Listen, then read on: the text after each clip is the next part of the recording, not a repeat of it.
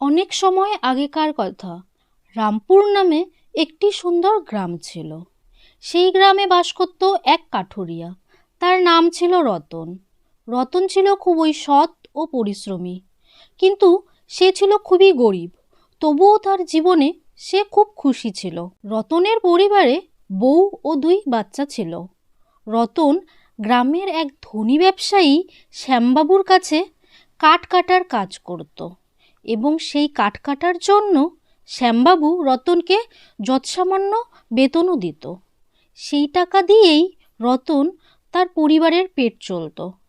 একদিন সকালে রতন যখন কাজে যাচ্ছিল, তখন সে কমলাকে বলে, শোনো কমলা, আমি কাজে যাচ্ছি, আজ অনেক দেরি হয়ে গেল কি না, তুমি বরং আজ বাচ্চাদেরকে স্কুলে নিয়ে যেও, কেমন?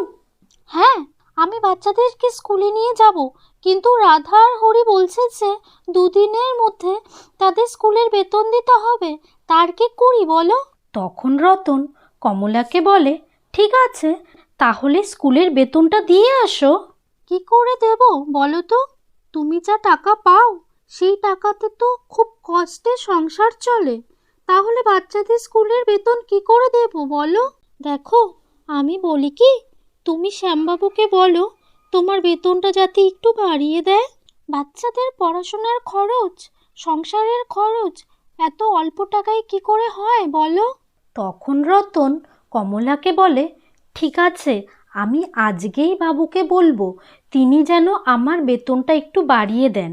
এই বলে রতন কাজে চলে যায়। পথে তার কাঠুরে ভাইদের সাথে দেখা হলে হরিপদ রতনকে বলে, আরে ভাই, আজ তো আমাদের টাকা দেবার কথা, দেখো শ্যামবাবু কিছু না কিছু অজুহাত দেখাবে। সবসময় কিছু না কিছু অজুহাত দেখিয়ে আমাদের কম টাকা দেন। গত মাসে তো আমাদের টাকা দেননি এই বলে যে 100 টাকা ধার নিয়েছিলাম, তার সুদ নাকি 500 টাকা হয়ে গেছে, তাই অর্ধেক টাকা তিনি দিলেনই না। হ্যাঁ হরিপদদা, তুমি ঠিক বলেছ, এই শ্যামবাবু খুব চালাক ও লোভী মানুষ, সারাদিন কাজ করিয়ে নেয়, তার ওপর টাকাও দিতে চায় না। তখন পিন্টু বলে, হ্যাঁ তুমি ঠিক বলেছ, গত মাসে আমার সাথেও তাই হয়েছে। আমি 2 দিন কাজে আসতে পারিনি, আমার ছেলেটার শরীর ভালো ছিল না বলে। সেই 2 দিন কাজে আসতে পারিনি বলে শ্যামবাবু আমার অর্ধেক মাসের বেতন আমাকে দেননি। তখন রতন বলে, তোমরা সবাই ঠিকই বলেছ, কিন্তু আমি কি যে করব, হায় ভগবান, এবার বাবু যেন আমার পুরো মাসের বেতনটা আমাকে দিয়ে দেন, বাচ্চাদের স্কুলের বেতন দিতে হবে। এই সব কথা বলে সবাই নিজ নিজ কাজে চলে যায়। কাজ শেষ করে তারা সবাই শ্যামবাবুর কাছে যায়। তখন রতন শ্যামবাবুকে বলেন, বাবু, 1 মাস হয়ে গেল, আপনি আমার বেতনটা দিয়ে দিন। সেই সময় শ্যামবাবু রতনকে বলে, শোনো সবাই, এখন আমার কাছে কোনো টাকা নেই, তোমাদেরকে টাকা দিতে পারবো না। এখনো সব কাঠ গুদামে পড়ে আছে, কোনো কাঠ বিক্রি হয়নি। কাল পরশু সবাই এসো, আমি দেখছি কি করা যায়।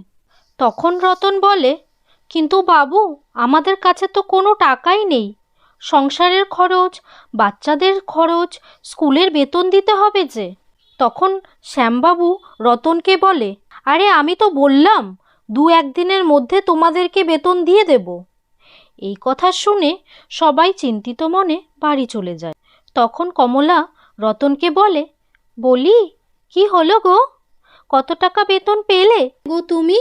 তখন রতন বলে, না গো, কোনো টাকা পাইনি, বাবু বলেছেন 2-1 দিনের মধ্যেই টাকা দেবেন।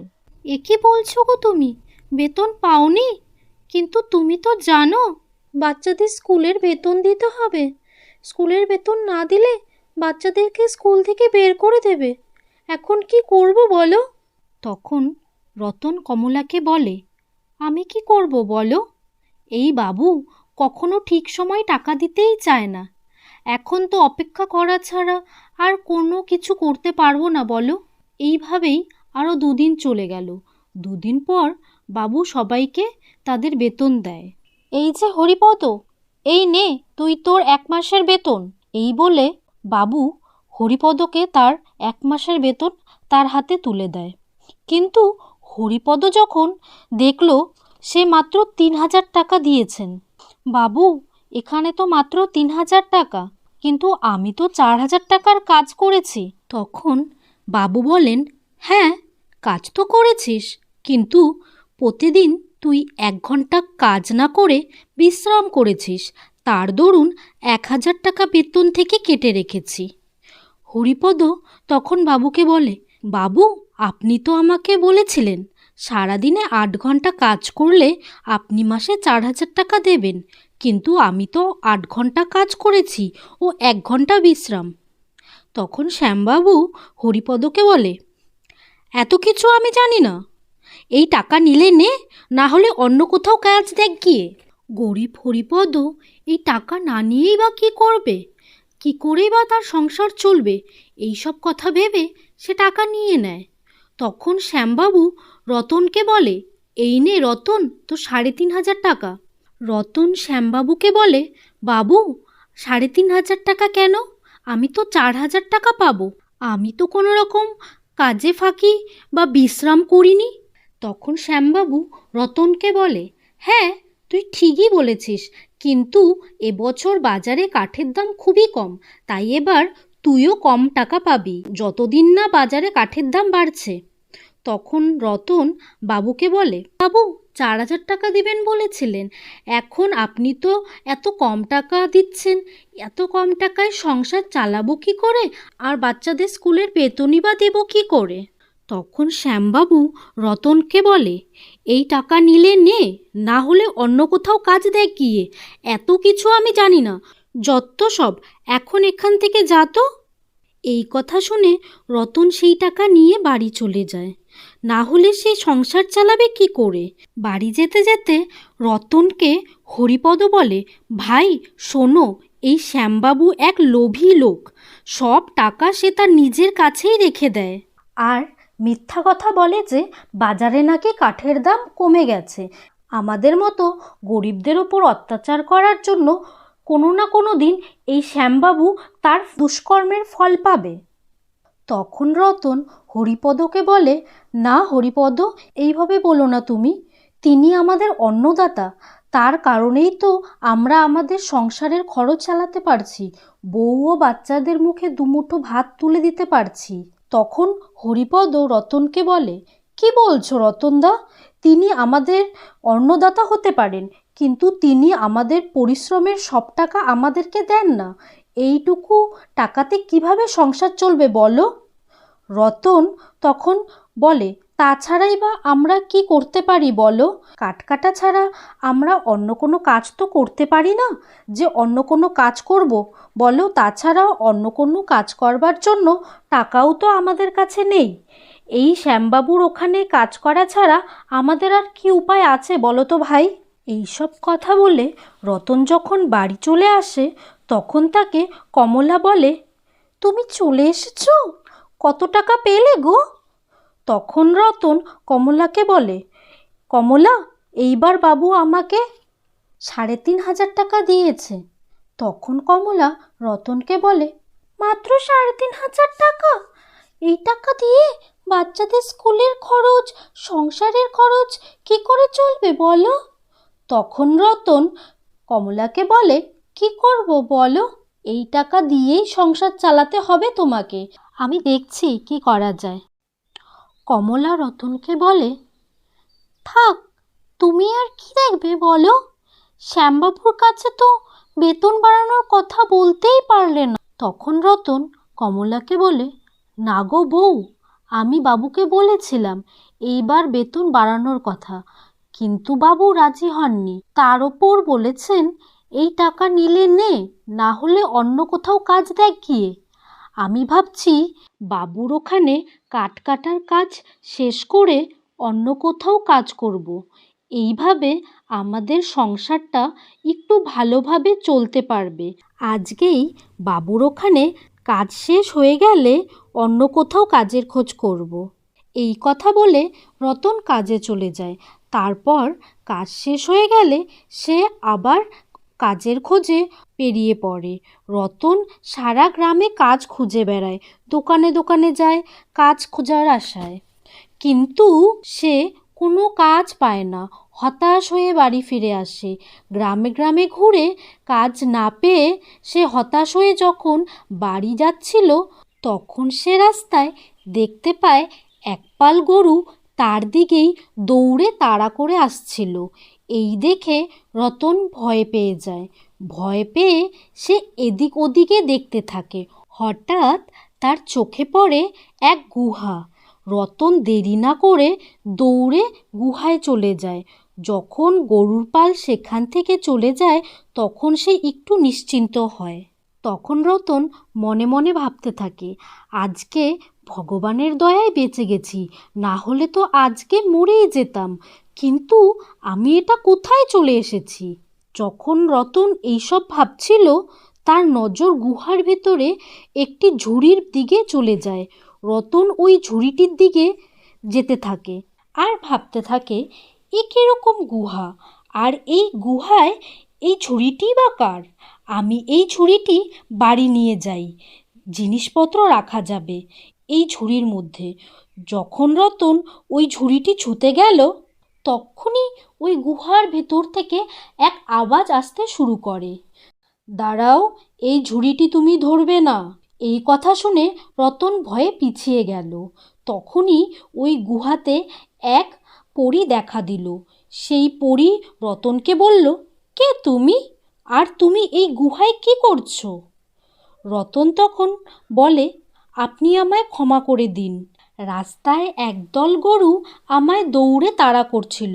সেই গরুর দলের থেকে বাঁচার জন্য আমি এই গুহায় চলে আসি। আর এই গুহাতে এসে আমি এই ঝুড়িটা দেখতে পাই। ক্ষমা করবেন আপনি আমাকে।